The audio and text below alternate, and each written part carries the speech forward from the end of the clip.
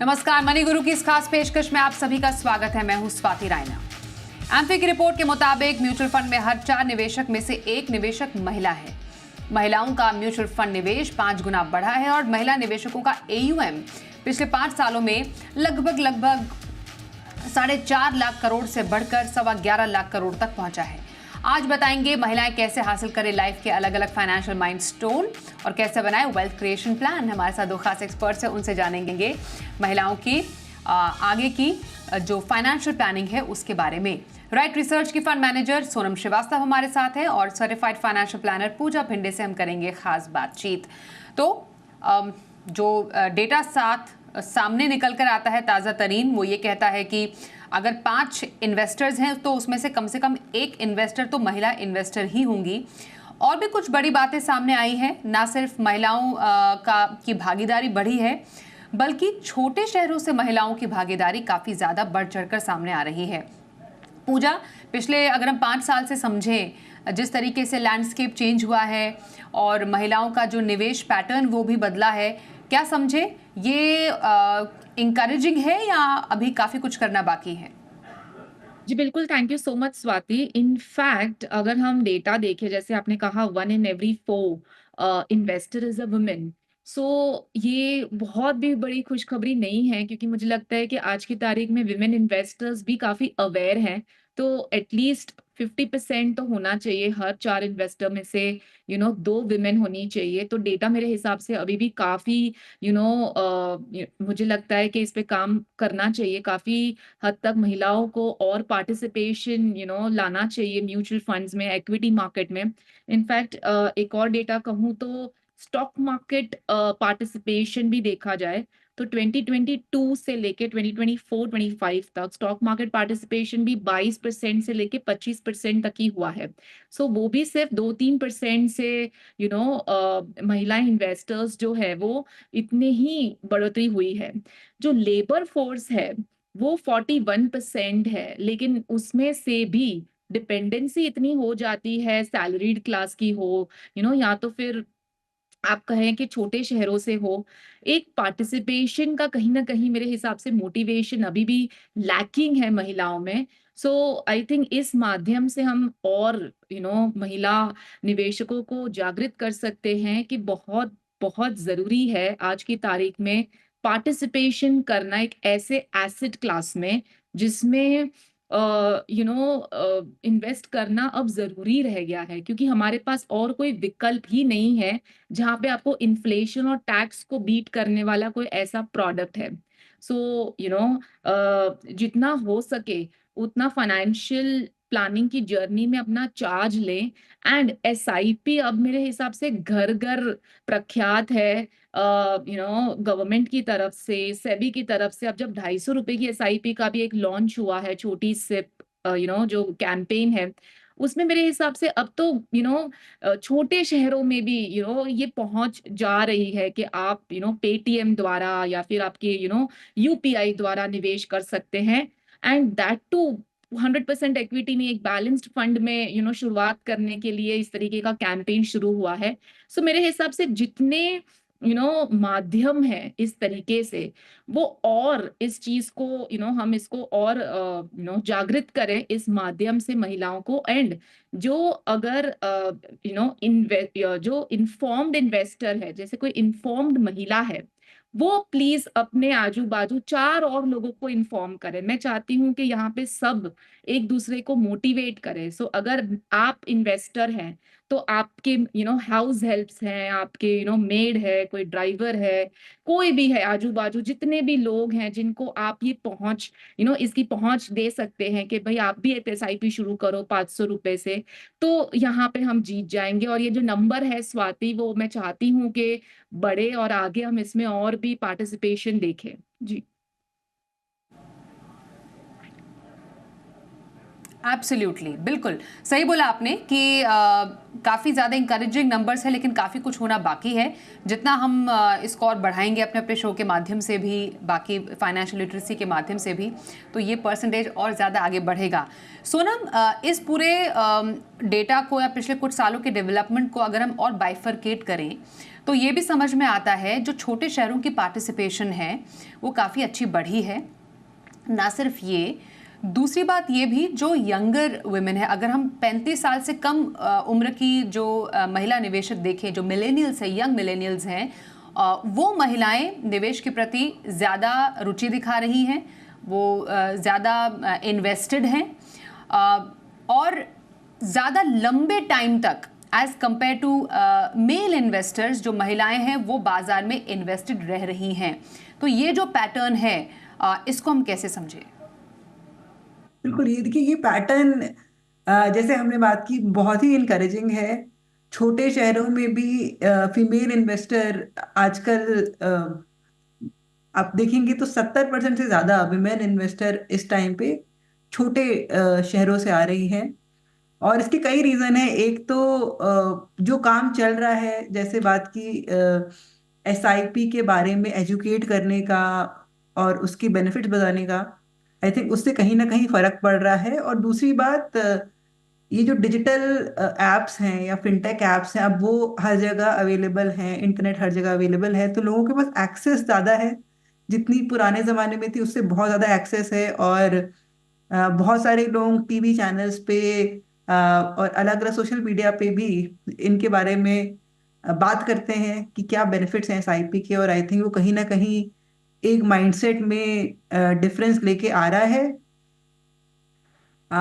और छोटे शहरों में अगर आप देखेंगे तो जो फीमेल इन्वेस्टर्स होती हैं वो थोड़ी ज़्यादा कंसिस्टेंट रहती हैं। वो एसआईपी का माध्यम चूज करती हैं इंस्टेड ऑफ लमसम। और वो एक लॉन्गर टर्म होराइजन के साथ इन्वेस्ट करती हैं, और वो गोल बेस्ड इन्वेस्टमेंट करती हैं। मतलब जो वो इन्वेस्टमेंट कर रही हैं उसके लिए उन्होंने एक गोल लगा के रखा है। और एक और चीज़ अगर आप देखें तो विमेन जो होती है वो थोड़ी कंजर्वेटिव होती हैं अपनी रिस्क लेने की कैपेबिलिटी में। और वो जो कंजर्वेटिव नेचर होता है उसकी वजह से उनका इन्वेस्टिंग माइंडसेट भी बेहतर होता है। तो ये सारा जो डेटा निकल के आया है ये बहुत ही इनकरेजिंग है। और आई थिंक जैसा हमने बात की कि अब ये जो नंबर है 25% से, जरूर वो काफी ऊपर जाना चाहिए। एब्सोल्युटली। तो ये बात समझ में आती है कि जो अब यंग वुमेन प्रोफेशनल्स हैं, आप चाहे कामकाजी हो या फिर आप अभी वर्कफोर्स में आ रही हो या पढ़ाई कर रही हो या शायद सिर्फ एक हाउस वाइफ हो, आपकी पार्टिसिपेशन बढ़ रही है और इसको और बढ़ाना ज़रूरी है। अब आपकी लाइफ में कौन से माइलस्टोन्स आएंगे जिसको आप अलग ढंग से अब नए निवेश, नए ट्रेंड के हिसाब से इन्वेस्ट कर सकती हैं, उस पर अब हम बात करने वाले हैं। इंपॉर्टेंट माइलस्टोन्स की अगर बात करें, एक रिटायरमेंट गोल है जो काफ़ी इंपॉर्टेंट है, फिर आपके बच्चों की पढ़ाई, फ्यूचर है, आपकी खुद की डेवलपमेंट भी है। आपको कई बार, जैसे महिलाओं की हम बात करें, करियर ब्रेक लेना पड़ता है, तो उसको आप सही ढंग से कैसे प्लान करें। मैं पूजा आपसे जानना चाहूँगी, रिटायरमेंट प्लानिंग महिलाओं की लाइफ का एक ऐसा माइलस्टोन जिसको बहुत अच्छे से प्लान करना बेहद ज़रूरी है। ये प्लानिंग कैसी रहे और कैसे इंस्ट्रूमेंट में पैसा डालना एक रिटायरमेंट प्लानिंग के लिए ज़रूरी है। जैसा सोनम ने और आपने भी शुरुआत में कहा था, महिलाएं यूजुअली थोड़ा कंजर्वेटिव इन्वेस्टमेंट में ज़्यादा भरोसा अब तक रखती आ रही थी। पीपीएफ हो गया, एफडी हो गया, क्या उसके बदले कोई ऐसा ऑप्शन आप सजेस्ट करेंगी जिससे कि आप लॉन्गर टर्म में ज़्यादा वेल्थ कमा सकते हैं?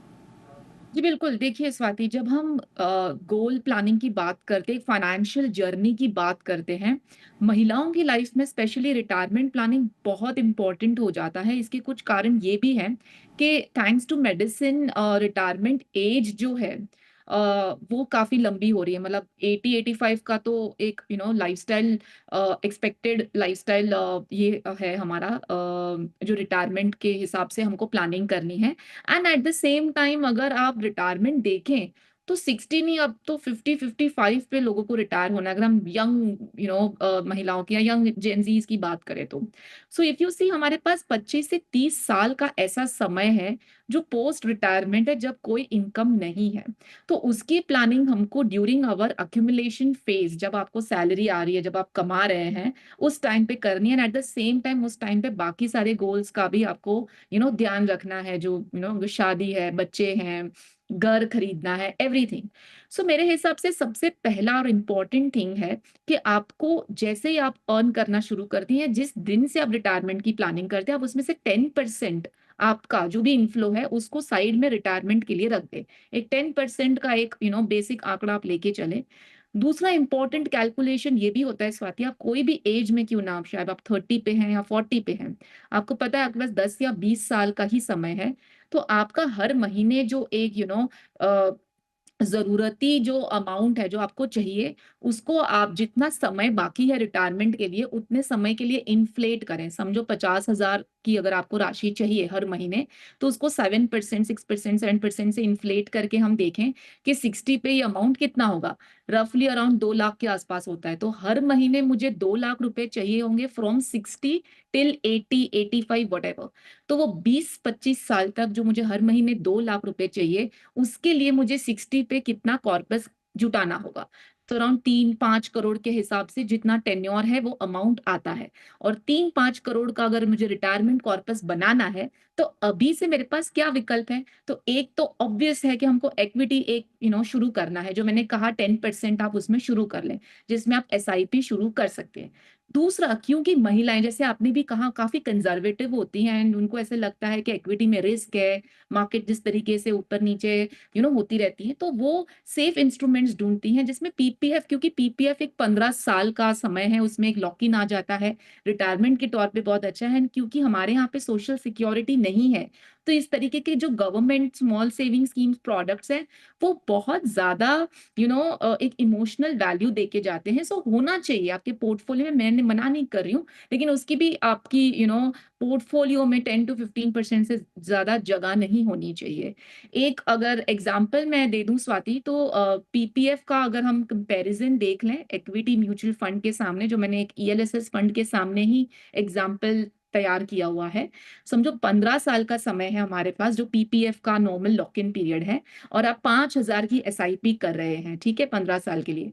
तो पीपीएफ का अमाउंट 5,000 की एसआईपी से जो बन के आएगा, वो अराउंड 19 लाख रुपए तक बन के आता है, अगर हम 8% का अजम्पशन रिटर्न लेके चलें, जो पीपीएफ का रेट, इंटरेस्ट रेट रहा है।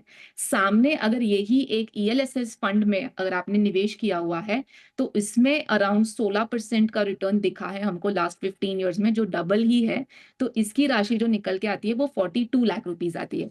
तो जब हमने रिटायरमेंट कैलकुलेशन किया और मुझे 3 से 5 करोड़ जुटाने हैं, तो जल्दी अमाउंट जो जुटाने हैं वो सेम 5,000 की एसआईपी से, ऑब्वियसली इक्विटी से आप जल्दी जुटा पाएंगे, पीपीएफ में आपको काफी समय लगेगा। लेकिन एसेट एलोकेशन को ध्यान में रखते हुए, कंजर्वेटिव नेचर को ध्यान में रखते हुए, पीपीएफ का पोर्शन आपके पोर्टफोलियो में 10-15% आप रख सकते हैं। एंड बाकी का पोर्शन जो है 80-90% जो है, वो आप एक सिप के द्वारा डेफिनेटली इसकी प्लानिंग करें। जी बिल्कुल। तो आपके लिए रिटायरमेंट प्लानिंग के लिए थोड़ा सा एग्रेसिव इन्वेस्टमेंट ज़्यादा बेटर है। मैं सोनम आपसे यही जानना चाहती हूँ कि आप लॉन्ग टर्म की आप रिटायरमेंट प्लानिंग करिए, ऐसा कौन सा जो कैटेगरी, एसेट एलोकेशन मिक्स या कह सकते हैं फंड्स आपको लगता है कि एक वुमेन इन्वेस्टर को अपने पोर्टफोलियो में शामिल करना चाहिए, स्पेशली रिटायरमेंट प्लानिंग नीड्स को ध्यान में रखते हुए? बिल्कुल, देखिए यहाँ पे कुछ रिटायरमेंट सेविंग स्कीम्स होती हैं जहाँ पे अगर आप इन्वेस्ट करें तो आपको टैक्स बेनिफिट भी मिल जाता है ईटीसी के अंदर, पुरानी रेजिम में।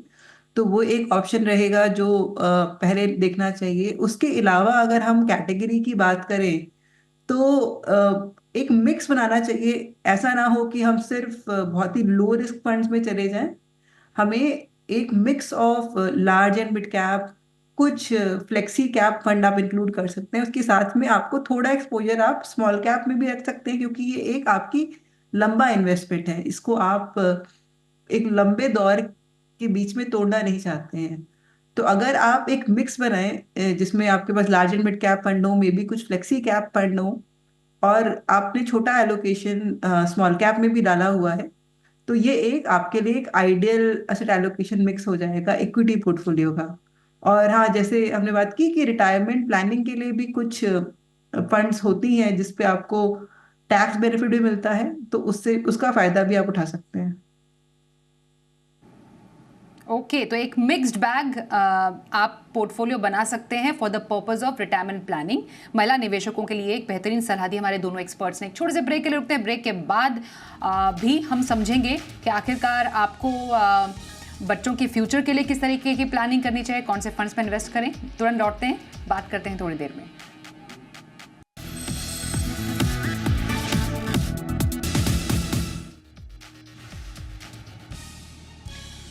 आप एक महिला इन्वेस्टर हैं और अपने आपके जो अलग अलग माइलस्टोन हैं फाइनेंशियल जर्नी के, उसमें बच्चों की पढ़ाई के लिए इन्वेस्ट करना चाहती हैं, तो अब कैसे प्लानिंग आपको करनी है ये समझते हैं। हमारे साथ पूजा भिंडे आज है, सोनम श्रीवास्तव से हम खास आज चर्चा करें। पूजा, जरा बताइए, बच्चों के फ्यूचर के लिए प्लानिंग एक महिला को करनी है तो यहाँ पर कैसे पैसे डालने हैं, कौन से एसेट क्लास में इन्वेस्ट करें। महिलाओं को गोल्ड काफ़ी पसंद होता है, बच्चों की शादी के लिए सोना बचा कर रखती हैं, उसको खरीदती हैं, तो बेहतर प्लानिंग कैसे हो यहाँ? जी बिल्कुल स्वाति, देखिए जब हम अलग अलग गोल की प्लानिंग करते हैं तो महिला को ये चीज समझनी है कि ऐसा नहीं है कि गोल्ड क्योंकि उनको बहुत पसंद है और बच्चों की शादी या एजुकेशन के लिए वो गोल्ड में जो जमा कर रही है उससे उनका पूरा गोल रिकवर हो अचीव हो जाएगा। तो ये गलत है। गोल्ड में भी एक पर्टिकुलर पोर्शन में आपको निवेश करने की जरूरत है। आप 10 to 15% ही आपके पोर्टफोलियो को गोल्ड में रखें। तो जब 100 रुपए हैं, 10 to 15% आप गोल्ड में रखें, 50-60% आप इक्विटी में रखें, 10-15% आप फिक्स डिपॉजिट्स या तो फिर डेट फंड में रखें। तो इस तरीके से इसको आपको डिवाइड करना है। अगर मैं कुछ एसेट क्लासेस का कंपैरिजन दूं, समझो 1 लाख रुपए अगर हम निवेश कर रहे हैं सिर्फ एसेट क्लास इन्वेस्टमेंट कंपैरिजन के तौर पे, और हमारे पास 15 साल का समय है और हमारे पास इक्विटी है, निफ्टी है, एफडी है और गोल्ड है, तो 1 लाख की वैल्यू 15 साल बाद गोल्ड में आ जाती है अराउंड 6.4 लाख, फिक्स डिपॉजिट्स में आ जाती है अराउंड 3 लाख रुपए, निफ्टी का जो रिटर्न आता है अराउंड 10 लाख रुपए आता है। लेकिन एक पर्टिकुलर डाइवर्सिफाइड इक्विटी फंड जिसमें मैंने एचडीएफसी फ्लेक्सी कैप का एग्जांपल लिया है, वो अराउंड 16 लाख रुपए आ जाती है। तो हम देख सकते हैं कि काफी डिफरेंस है एक एसेट क्लास को चूज करने में आपके गोल्स तक पहुंचने के लिए। यही स्वाति अगर 21-22 साल का समय हो जाता है, अगर पास इतना टाइम है, तो यही आपका 20 साल बाद जो कॉर्पस बनता है वो 81 लाख रुपीस बन जाता है एक डाइवर्सिफाइड इक्विटी फंड में, और गोल्ड में अराउंड 15 लाख के आसपास रह जाता है, एफडी में around 4 lakh and Nifty returns भी 37 लाख। सो हेंस प्रूव्ड है कि आप चिल्ड्रन के लिए भी जो शादी या उनका एजुकेशन का गोल है, अलग से चिल्ड्रन फंड की भी एसआईपी चालू कर सकते हैं। I think flexi cap multi cap category में रखें, मिड स्मॉल को आप सेपरेट रखें। एंड गोल्ड अगर आप हर साल थोड़ा थोड़ा अक्यूमुलेट कर सकते हैं in the form of gold funds, जिसमें gold ETF, gold mutual fund, gold and silver FOF, इस तरीके के ऑप्शन है। 10% 15% आप उसमें अक्यूमुलेट करें ताकि वो गोल्ड आप उनकी शादी के टाइम पे यूज कर सकते हैं। जी ओके, तो चलिए, ये रहा पूजा की राय यहाँ पर हमारे सामने, जो कि पूजा ने बताया किस तरीके से आपको प्लान करना है अपने बच्चों की पढ़ाई शादी के लिए अलग अलग तरीके के फंड्स। मल्टी एसेट एलोकेशन की बात क्योंकि यहाँ पर चली सोनम, हम जब गोल्ड में इन्वेस्ट करने की बात करें, अगर आपको यानी किसी इन्वेस्टर को गोल्ड में ही इन्वेस्टमेंट पसंद है, तो क्या मल्टी एसेट एलोकेशन भी एक कंट्रोल्ड एक्सपोजर गोल्ड में करने का एक अच्छा तरीका हो सकता है? बिल्कुल, एक मल्टी एसेट एलोकेशन फंड को अगर आप देखेंगे तो वहां पे क्योंकि अलग अलग एसेट क्लास में डाइवर्सिफाई किया होता है, तो आपको रिस्क कंपेयर टू एक एसेट क्लास काफी कम दिखता है। तो आपको आपको एक स्टेबिलिटी दिखेगी उसकी परफॉर्मेंस में। प्लस जैसे गोल्ड है वो आपके लिए सबसे ज्यादा यूजफुल तब होता है जब इक्विटी मार्केट में अच्छी परफॉर्मेंस नहीं आ रही होती है। तो अगर आप ये दो इंस्ट्रूमेंट एक साथ मिला के इन्वेस्ट करें तो मल्टी एसेट एलोकेशन काफी यूजफुल हो सकता है एक चाइल्ड के लिए, उनकी फ्यूचर प्लानिंग को देखते हुए। इसके साथ के साथ बहुत लोगों का ये भी होता है कि भाई अपने बच्चे को हम ग्लोबल एजुकेशन दें या ऐसा दें, तो उस हिसाब से आप एक ग्लोबल फंड जो एफओएफ भी चलते हैं उनमें भी इन्वेस्ट कर सकते हैं साथ के साथ। तो वो भी डाइवर्सिफिकेशन का तरीका हो सकता है। और और कुछ आप इसमें थोड़े रिस्क वाले मिड एंड स्मॉल कैप्स भी मिक्स करें, क्योंकि उससे भी लॉन्ग टर्म में तो अच्छी अच्छी अ, इस अच्छी रिटर्न्स मिलते हैं, लेकिन बहुत ज़्यादा एक्सपोजर आपको, बहुत ज़्यादा रिस्क आपको अपने चिल्ड्रन की फ्यूचर प्लानिंग में शायद नहीं लेना है। ओके, तो ये आपके लिए बच्चों की पढ़ाई और शादियाँ, उनकी फ्यूचर प्लानिंग के लिए कुछ इंपॉर्टेंट प्लानिंग है जो कि बताया सोनम ने। करियर ब्रेक ज़्यादा महिलाओं की लाइफ में आता है ड्यू टू वेरियस रीजंस। मैं आपसे जानना चाहूँगी पूजा कि करियर ब्रेक के लिए क्या प्लानिंग आप सजेस्ट करेंगी, कैसे फंड्स में इन्वेस्ट करें? जी बिल्कुल स्वाति, जितना हमने अभी तक बात किया regards to the long term goals, retirement या बच्चों की पढ़ाई जिसमें रिटर्न भी बहुत इंपॉर्टेंट है, अगर पास अच्छा खासा टेन्योर है, उतना ही ऑपोजिट एसेट चूज करना है हमको इस पर्टिकुलर गोल के लिए, क्योंकि इस गोल में हमको रिटर्न्स नहीं देखने हैं, हमको कैपिटल प्रोटेक्शन देखना है। अब ये क्या होता है महिलाओं की फाइनेंशियल जर्नी में, जैसे आपने मेंशन किया, मेटर्निटी एक ब्रेक हो जाता है, बच्चों का इनिशियल जो फेज होता है 3 साल 5 साल तक, जब तक वो पूरी तरीके से स्कूलिंग में नहीं लग जाते, उनका ध्यान रखना। फिर घर में कोई बीमार हो जाता है तो औरतों को ही छुट्टी लेनी पड़ती है, खुद के पेरेंट्स, इन लॉज, काफी सारी रिस्पॉन्सिबिलिटीज, कोई भी सिचुएशन क्यों ना आए।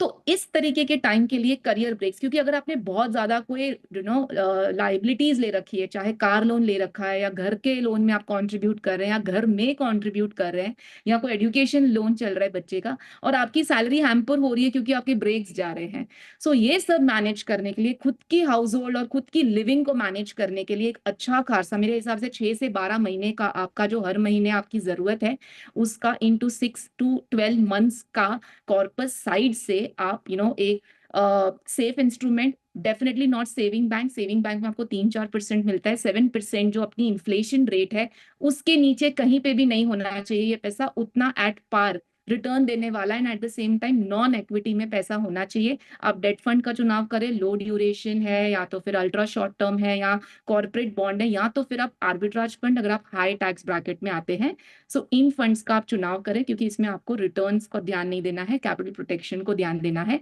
एंड हमने ऑलरेडी बात की, एक अच्छा खासा इंश्योरेंस कवर भी होना चाहिए महिलाओं के लिए, स्पेशली जी। फैमिली प्लान में है तो भी ध्यान दीजिए, सैलरीड है और अगर वहां कवर है उसके अलावा एक सेपरेट प्लान होना बहुत जरूरी है। हम महिलाओं की लाइफ में काफी सारे ऐसे बिल्कुल लाइफस्टाइल डिजीजेस भी हैं जिससे हम प्रोन हैं एट पर्टिकुलर एज, सो वो एक अच्छा खासा कवर भी रखना बहुत जरूरी है।